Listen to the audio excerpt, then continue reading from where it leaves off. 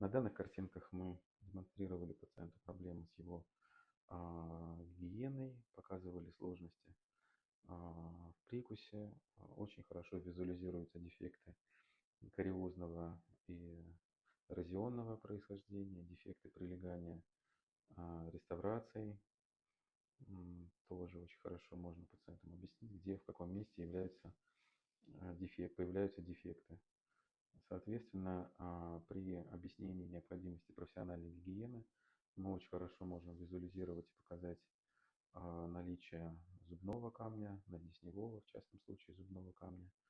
Ну и, соответственно, можем показать нашему пациенту, как он будет выглядеть после проведения той же профессиональной гигиены. Да? То есть мы можем сравнить этапы до и после. Соответственно, все это у нас запротоколировано и является подтверждением качества выполняемых услуг в стоматологическом центре План.